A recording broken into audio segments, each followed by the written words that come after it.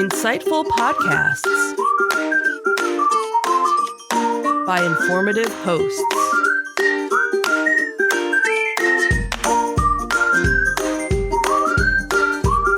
Insights into Things, a podcast network.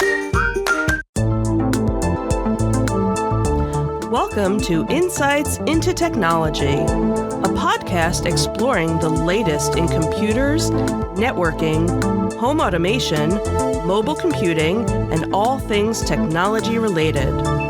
Our hosts will take a deeper dive into the latest and greatest in tech trends and give you the information you need to enable your tech-centric world. This is Insights into Technology, Episode 12. UnitedHealth takes another hit. I'm your host, Joseph Whalen, and this is your tech news of the week. Our first article comes to us from TechCrunch. UnitedHealth's AI-driven insurance claims chatbot left exposed to the internet. UnitedHealthcare's Optum recently restricted access to an internal AI chatbot after a security researcher discovered it was publicly accessible online without password protection. Dubbed SOP Chatbot, this tool was designed for employees to query the company's standard operating procedures, SOPs, related to handling patient health insurance claims. Although no sensitive data was found in the chatbot, the exposure raises concerns as UnitedHealth faces ongoing scrutiny and lawsuits over its use of AI to allegedly deny patient claims. The chatbot, described as a proof-of-concept tool, was used hundreds of times by employees before being secured. Its functionality included referencing internal documents and offering insights into claims processing, including denial reasons. While Optum maintains that the chatbot was never intended for production use and contained no protected health information, the incident highlights the cybersecurity risks of employing AI tools in sensitive industries like healthcare. And not to draw a parallel between this and the tragedy of their CEO being shot, but the chatbot itself, the AI tool itself that's causing some of these denials, it's been suggested might have been one of the driving factors in that assassination. However, looking at this strictly from the technical side of things, the AI deployment and governance risks that are inherent in this type of thing are pretty obvious. Companies often develop AI proof of concepts rapidly. In fact, we're doing that at my company now, as a matter of fact. That rapid exploration of new technology can often lead to security issues and security concerns. Even proof of concepts require strict security measures, regardless of how experimental they might actually be. You need to have access controls, password protection, dual factor, or you need to lock it down. You need to only allow IP addresses from your internal network. Why this was even on a public IP that was accessible to the outside world is kind of mind-boggling in today's world.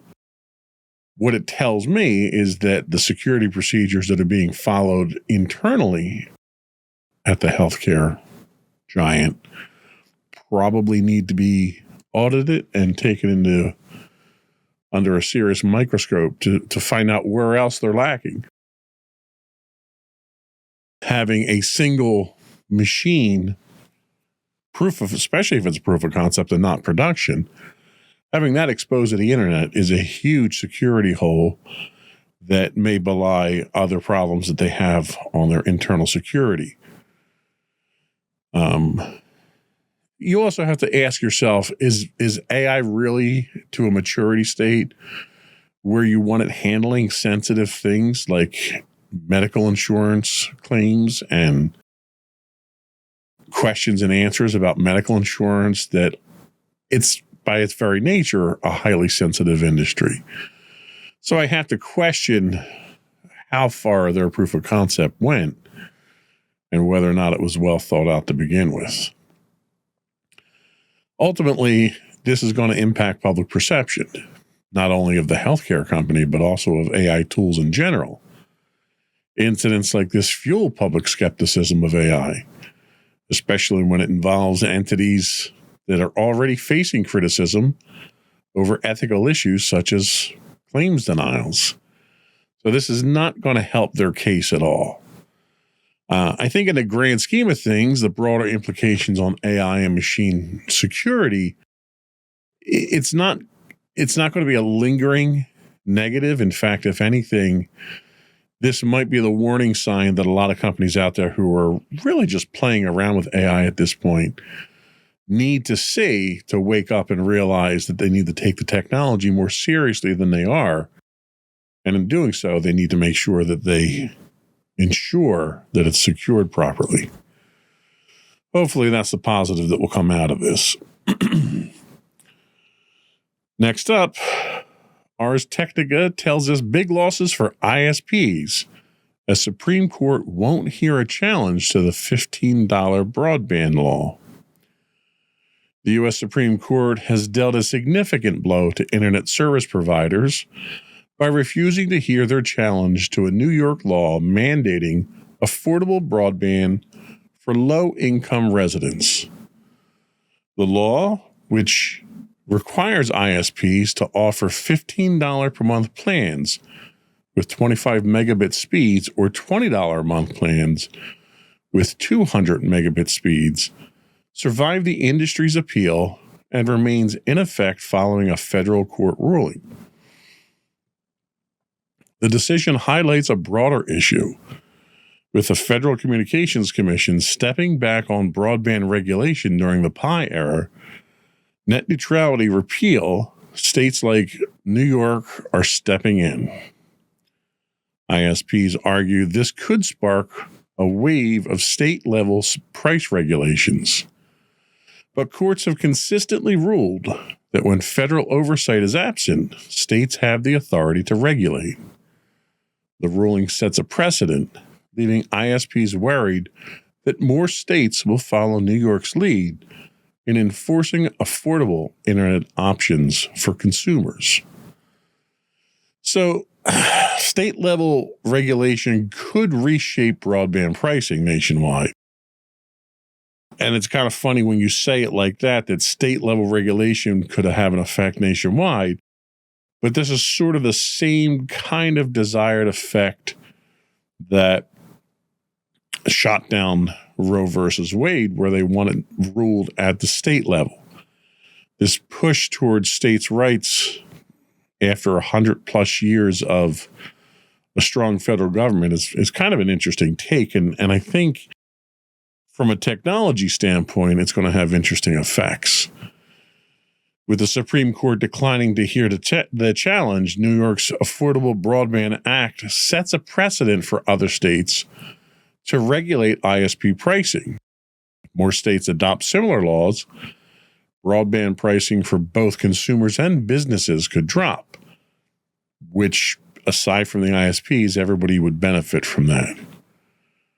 For small businesses and enterprise, reduced broadband costs could translate into savings on overhead, particularly in undeserved areas.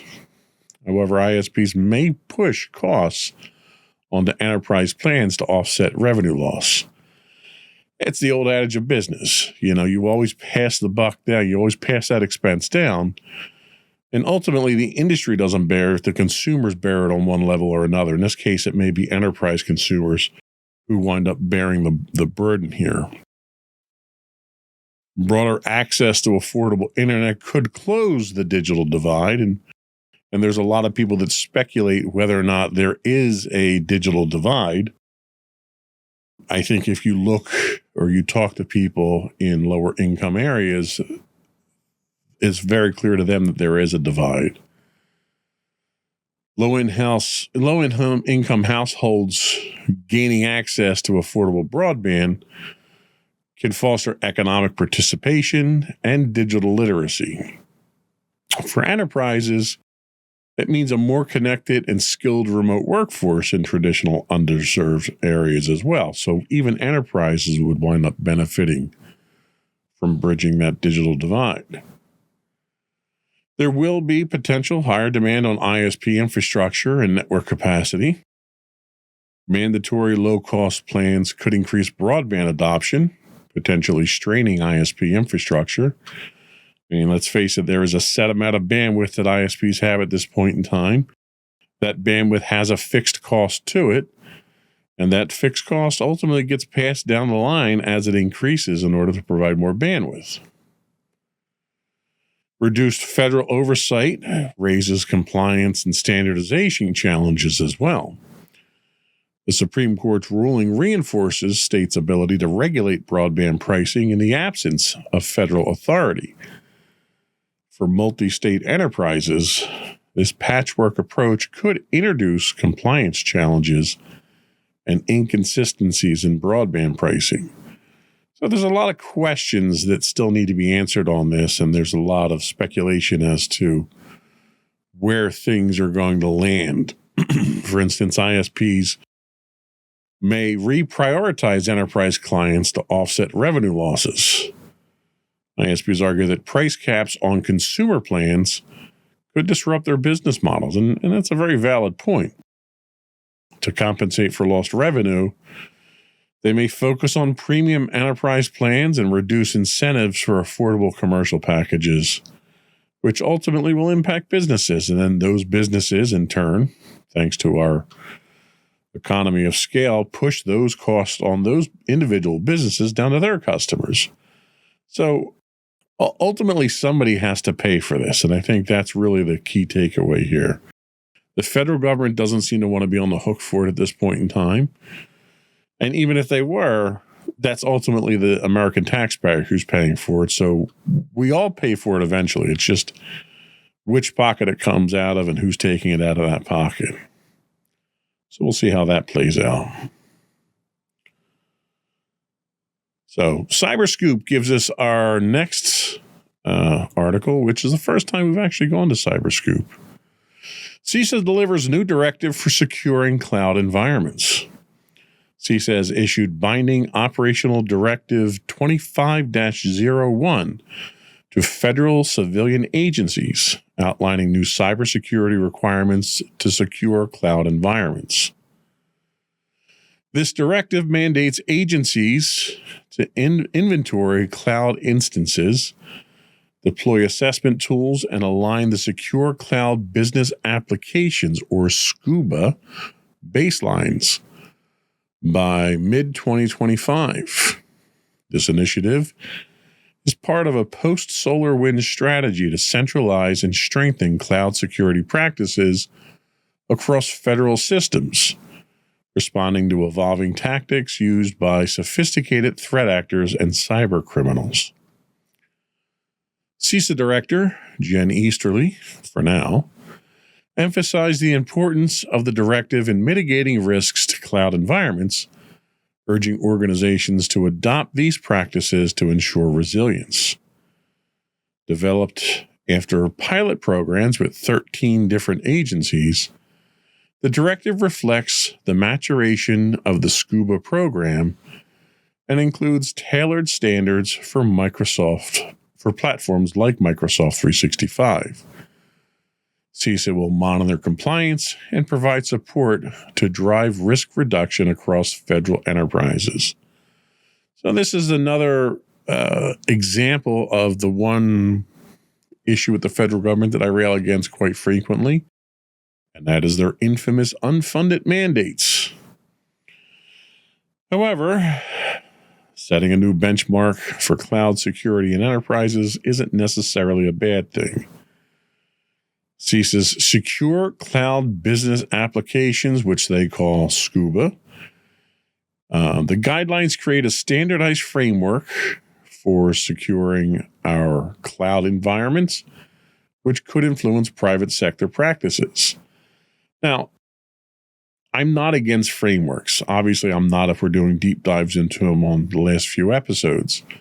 What I am against is the federal government falling down quite spectacularly when it comes to cybersecurity within the federal government, then mandating industry standards or inventing, in some cases, new standards for cybersecurity that they want to impose on the private sector. And they're going to mandate that by penalizing you if you don't adhere to it. But they're not going to incentivize you in order to do it by providing tax incentives or funding or anything else or services themselves. I mean, there's no reason the federal government can't provide a lot of the services that they're mandating.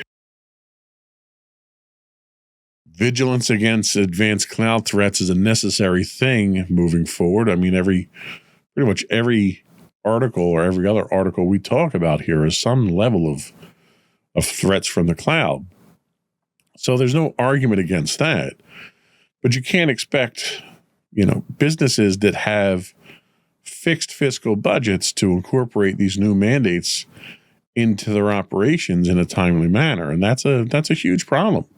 Cybersecurity is a very expensive part of IT infrastructure. And I don't think the federal government really appreciates that. Pushing for proactive cloud security is something that everybody should be doing, not just the federal government.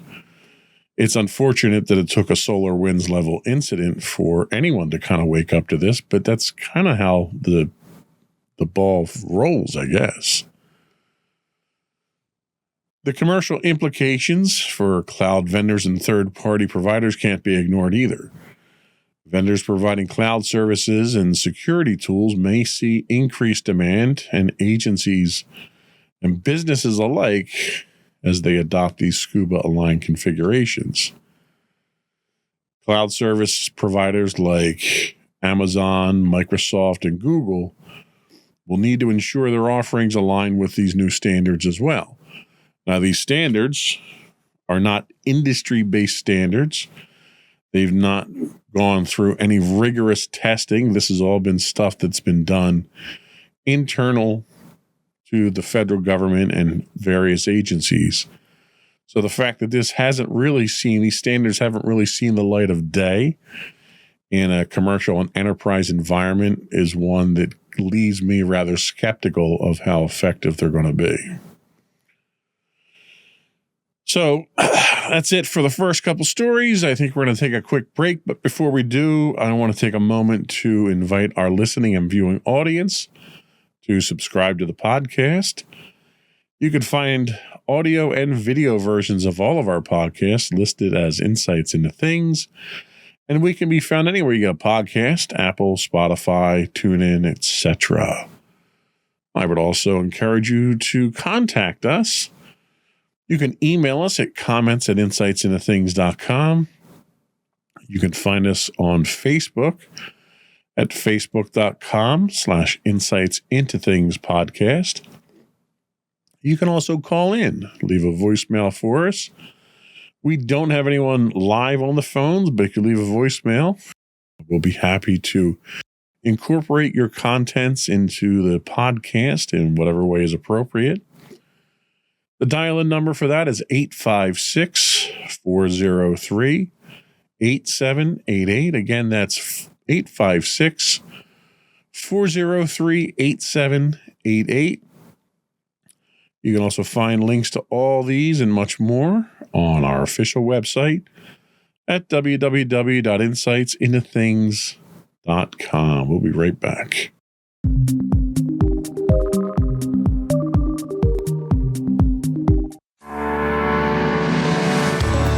Insights into Entertainment, a podcast series taking a deeper look into entertainment and media. Our husband and wife team of pop culture fanatics are exploring all things from music and movies to television and fandom. We'll look at the interesting and obscure entertainment news of the week. We'll talk about theme park and pop culture news. We'll give you the latest and greatest on pop culture conventions. We'll give you a deep dive into Disney, Star Wars, and much more.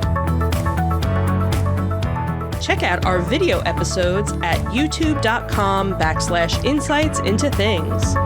Our audio episodes at podcast.insightsintoentertainment.com, or check us out on the web at insightsintothings.com.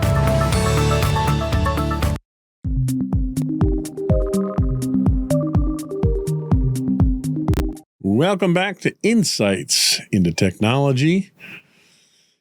Recorded Future released their 2024 State of Threat Intelligence Report. Data breaches continue to rise with a staggering 76% increase in publicly reported incidents from 2022 to 2023. Projections indicating a further 5% growth in 2024.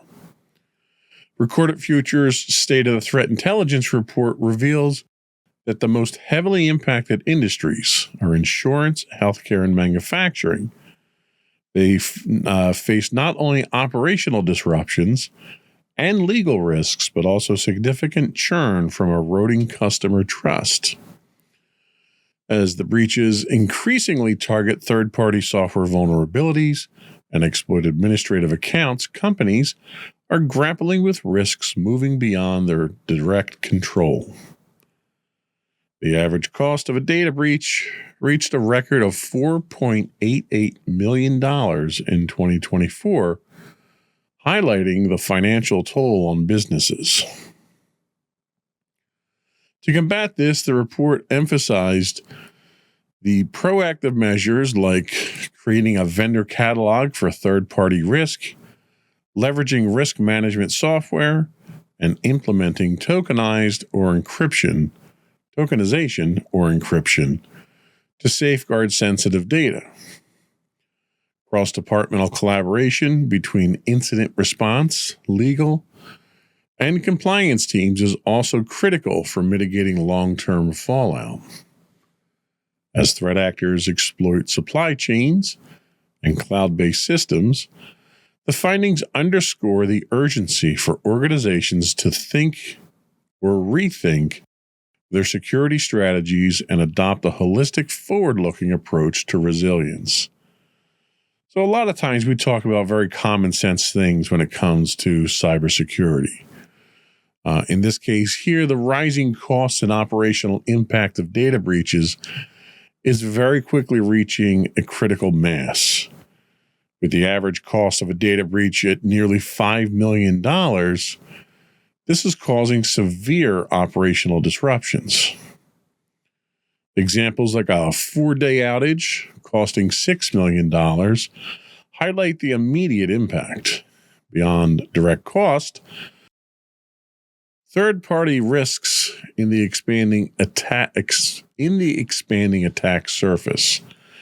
The reliance on third-party software and cloud providers has expanded the attack surface, with vulnerabilities increasing outside organizational control.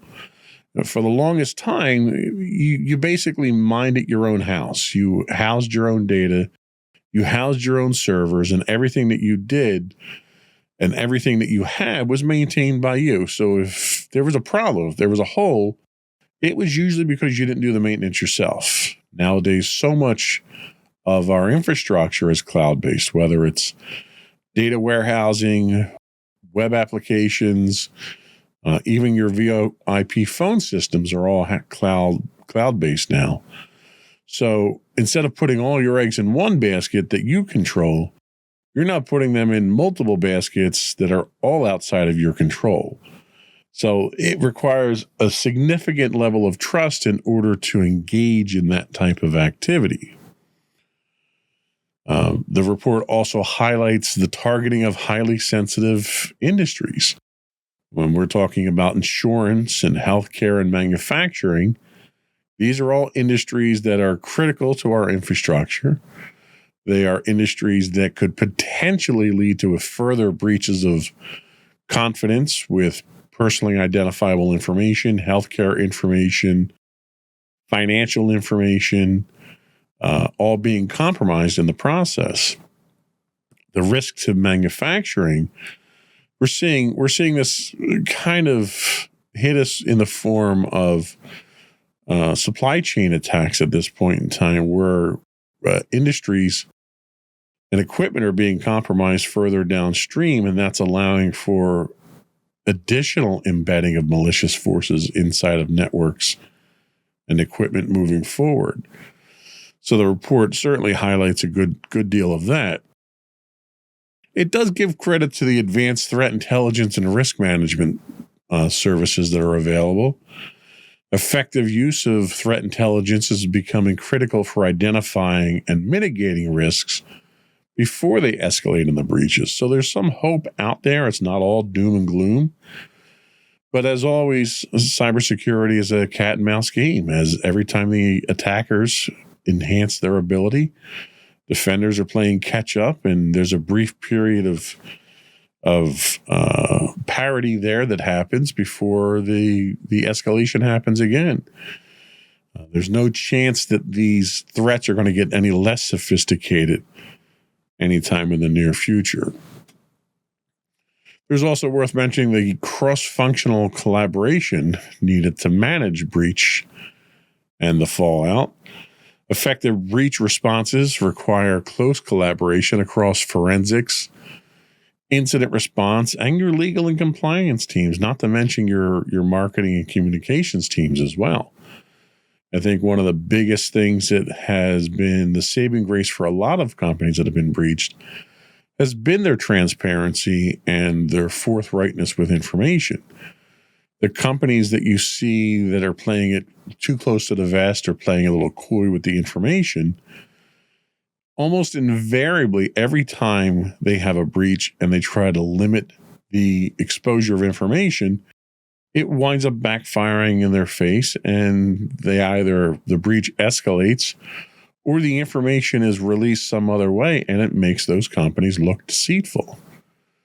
So there's a lot to be learned from the report itself, but I think probably the biggest takeaway here is business as usual, and that's not going to change anytime soon, which is job security for those of us working in the industry, I guess. Tom's Hardware gives us our next one. This isn't cybersecurity.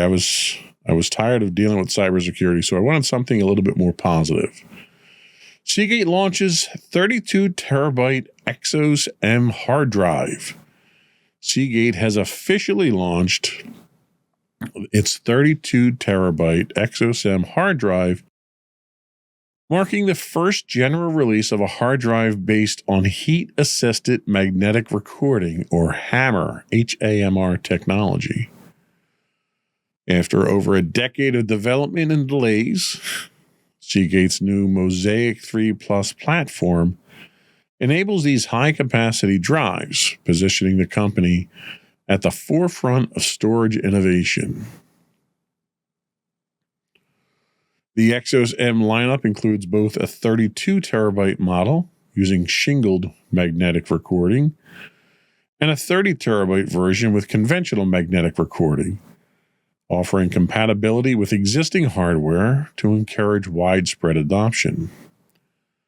Seagate's closest competitor, Western Digital, also recently launched a 32 terabyte ePMR-based drive, keeping the two storage giants neck and neck in the race for higher capacities.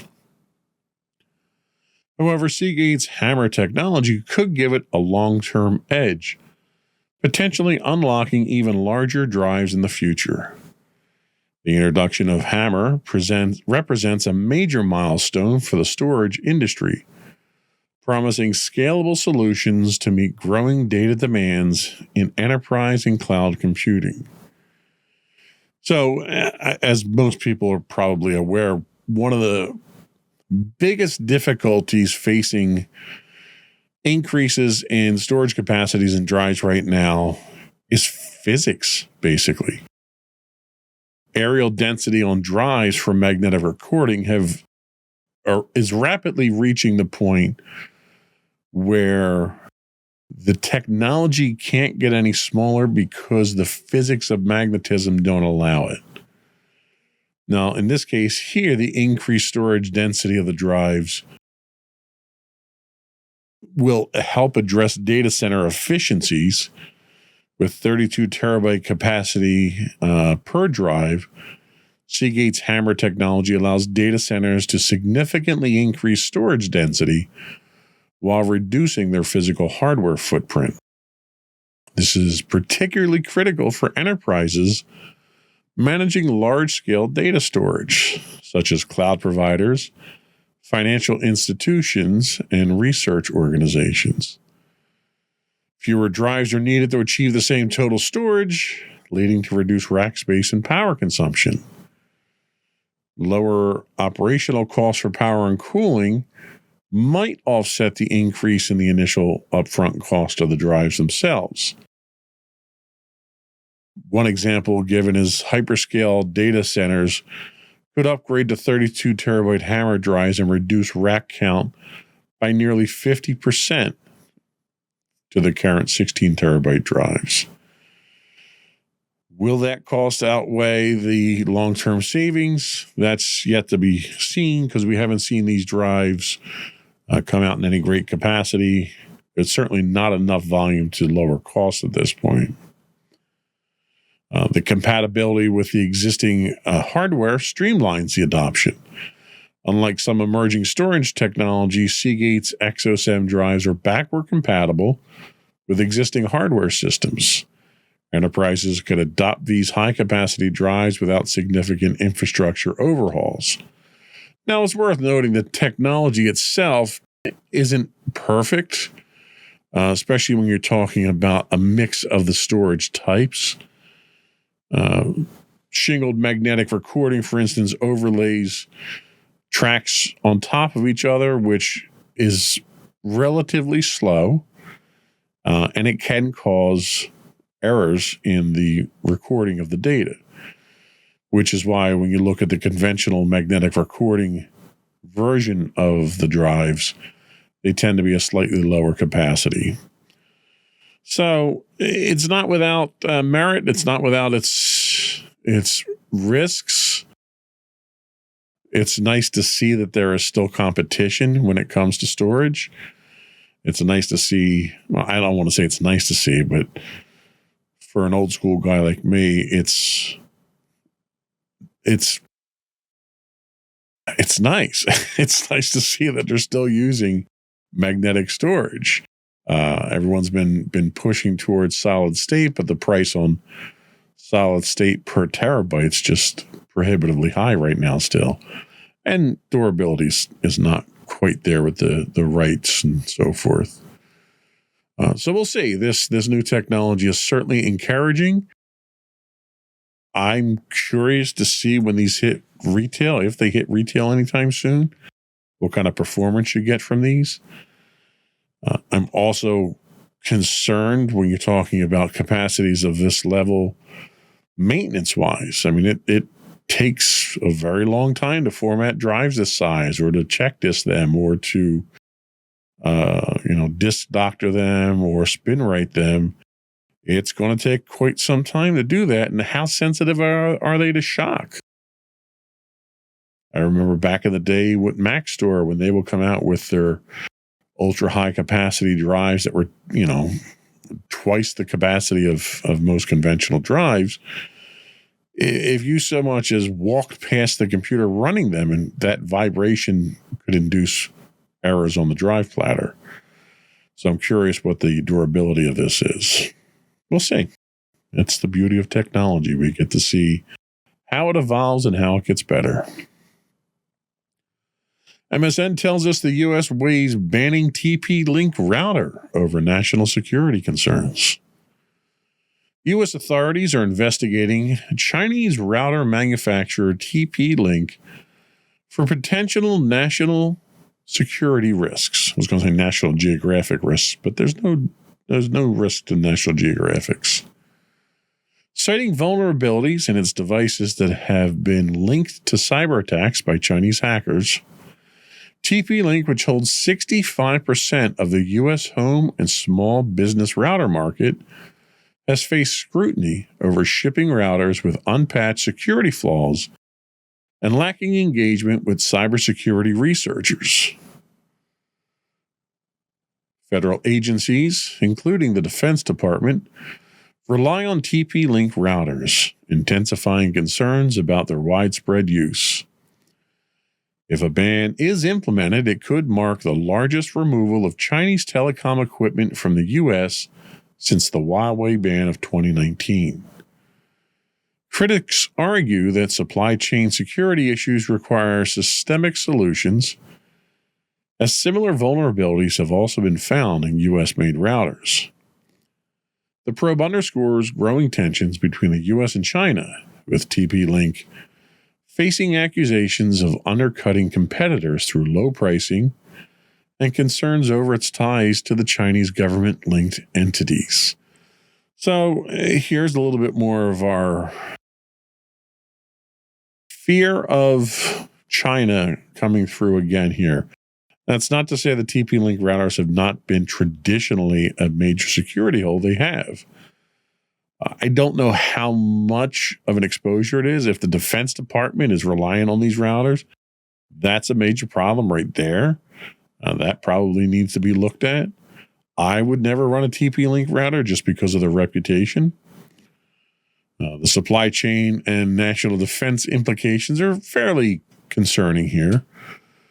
Since TP-Link routers are widely used in federal agencies, including the Department of Defense and NASA, and allegations of unpatched vulnerabilities linked to Chinese state-sponsored cyber attacks highlight the risks posed by foreign-made networking equipment, which begs the question to be asked, why are we using Chinese routers in our federal agencies? That seems to be a very simple fix right there.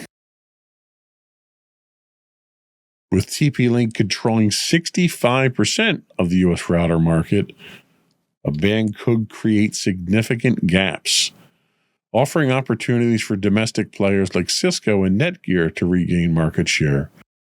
Or it could create a glut in the market where you can't get a router for quite some time.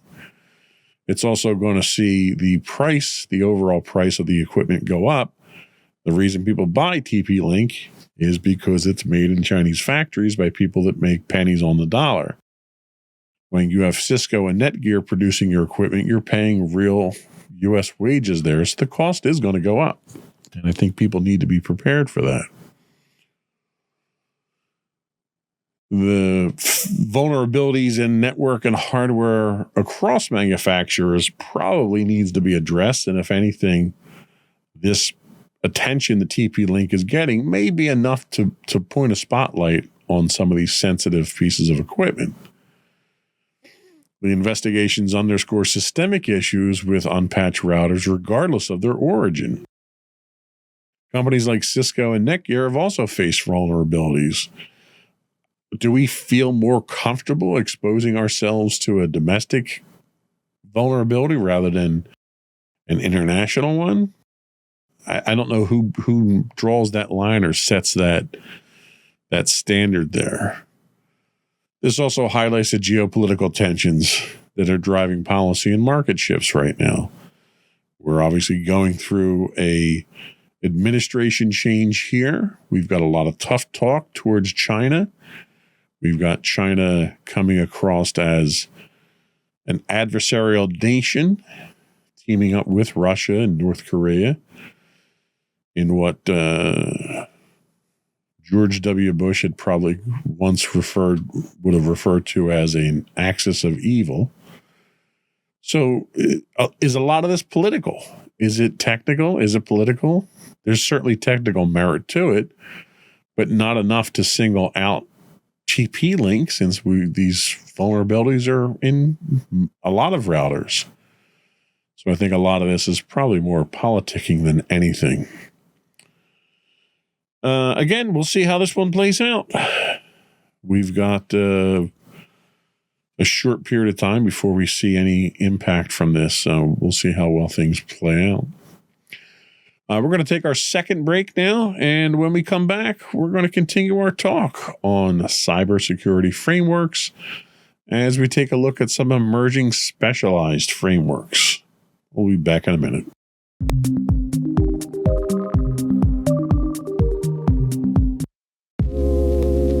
Are you tired of your favorite gaming podcast finishing with a play? Oh, no! Well, check out No Credits Rolled, where we play the games but rarely finish them. How's it going, folks? I'm Sam Whalen, your friendly host at No Credits Rolled, the ultimate gaming podcast, where we dish out the latest scoops and reviews on all your beloved video games. Hey, listen! Not only that, but we spice things up with some guest interviews and even give you, yes, you, a chance to have your say. Tune in every other week for a fresh dose of No Credits Rolled, available on all major podcast platforms, and hit us up on social media at No Credits Rolled. So why wait?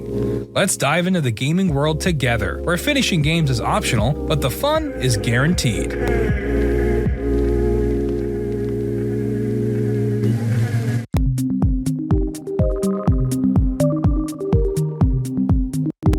Welcome back to Insights into Technology. We are going to beat the dead horse of cybersecurity frameworks a little bit more this week. So this week we're talking about emerging specialized frameworks.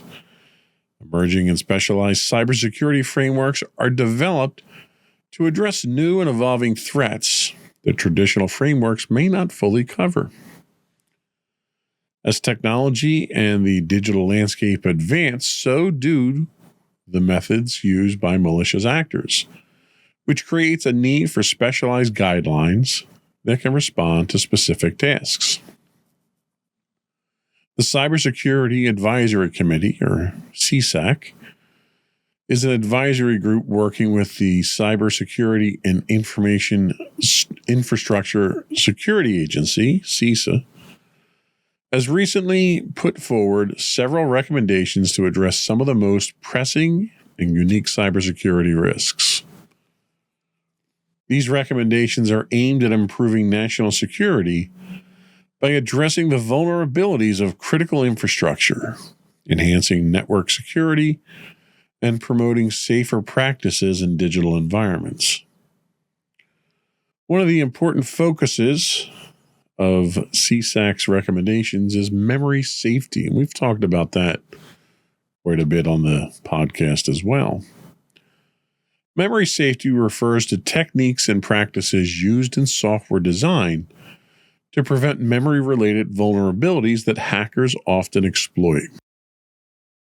Many security issues arise because software inadvertently allows unauthorized access to memory, which attackers can use to manipulate data, cause system crashes, or gain control over devices. Memory safety initiatives encourage the use of safer programming practices and memory-safe programming languages that reduce these risks by preventing software from accessing or modifying memory it shouldn't. This focus on memory safety helps make software systems more resilient to attacks, particularly in critical infrastructure and national security applications, where reliability and security are paramount. Another key area is the implementation of encrypted DNS. DNS, or Domain Name System, is essentially the address book of the Internet, converting user-friendly domain names, like example.com, into IP addresses that computers use to locate each other. Traditionally, DNS queries are not encrypted, which means they can be intercepted by malicious actors, revealing which websites or services a user is trying to access. Encrypted DNS prevents this type of interception by using encryption protocols that shield DNS queries from prying eyes. This added layer of security plays an essential role in protecting privacy and preventing man-in-the-middle attacks, where attackers intercept or alter communications between users and websites. Encrypted DNS helps secure user data, safeguard online activities, and bolster overall network security. Cyber hygiene, another important area emphasized by CSAC, refers to the routine practices and procedures that users and organizations can follow to keep their systems secure. Just as personal hygiene helps prevent illness, cyber hygiene practices help prevent cyber attacks. CSAC's recommendations on cyber hygiene focus on creating habits that reduce system risks across critical infrastructure. This involves routinely updating software, using strong passwords, educating employees on security practices, and implementing multi-factor authentication. By adopting a strong cyber hygiene practice, organizations can protect their systems from a range of threats and reduce the risks of attacks that target vulnerable points in critical sectors such as energy, healthcare, and transportation. Together, these emerging specialized frameworks help to create a more secure digital environment by addressing areas of cybersecurity that need more specialized attention. They provide the tools and recommendations that organizations, especially those within critical infrastructures, can use to respond to the changing threat landscape.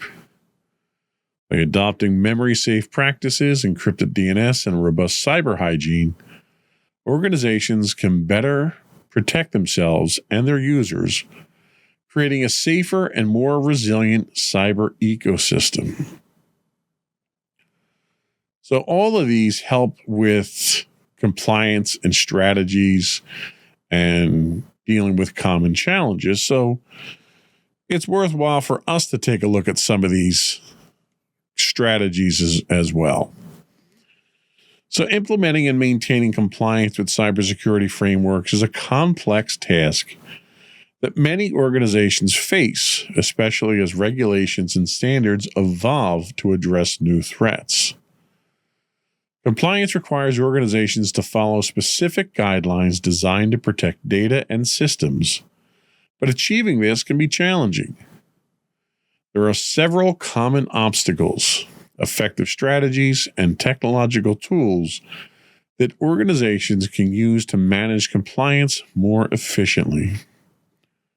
One of the biggest challenges is dealing with resource constraints.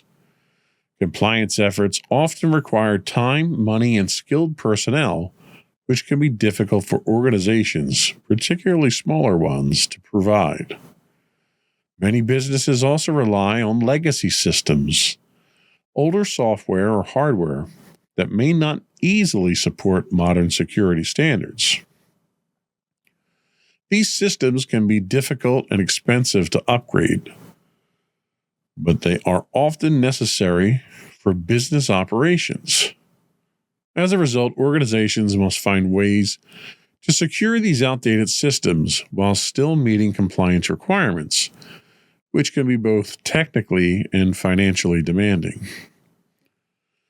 To manage these challenges effectively, organizations benefit from prioritizing their security controls based on risk management principles. Risk management involves identifying the most critical assets and understanding which threats could have the most significant impact on them. By focusing resources on the areas with the highest risk, organizations can make the most of their limited budgets and staff. This approach ensures that even if an organization cannot implement every control or requirement at once, it can protect its most vulnerable and valuable assets first, providing a balanced approach to compliance and security. Automation is another valuable tool for simplifying compliance. Compliance processes often require organizations to monitor and document numerous activities, such as access logs, software updates, and vulnerability scans. Manually managing these tasks can be overwhelming and prone to human error. Automation tools can handle much of this work by regularly checking systems for compliance, identifying issues as they arise, and generating reports to document compliance efforts. This not only saves time, but also helps ensure accuracy and consistency in compliance practices. Automation tools can also integrate with other systems, allowing organizations to streamline their compliance processes and focus their human resources on more complex security issues. By addressing resource constraints, prioritizing based on risk, and adopting automation tools, organizations can better manage the demands of cybersecurity compliance. This approach allows them to protect their assets more effectively while keeping pace with evolving cybersecurity frameworks, ultimately helping them maintain a strong security posture in a cost-effective way. So that was all we had for our insights into technology this week. I think next week we have our last segment on our cybersecurity frameworks. We're looking to line up a few interviews, and I'm working on our next deep dive, which is going to be zero trust architecture in the next few upcoming podcasts, I should say. But that's it for today. Before we go, I do want to once again invite our listening and viewing audience, if you don't already do so, to subscribe to the podcast. You can find both audio and video versions of all of our podcasts listed as Insights into Things. You can find us on Apple, Spotify, Google, iHeartRadio, TuneIn, pretty much anywhere you can get a podcast. I would also invite you to write in, give us your thoughts. You can email us at comments@insightsintothings.com. We do stream 5 days a week on Twitch at twitch.tv/insightsintothings. If you happen to be an Amazon Prime subscriber, you do get a free monthly Twitch Prime subscription. We'd appreciate it if you threw that our way. It helps us keep the lights on around here. You can find high-res versions of all our videos on YouTube at youtube.com/insightsintothings.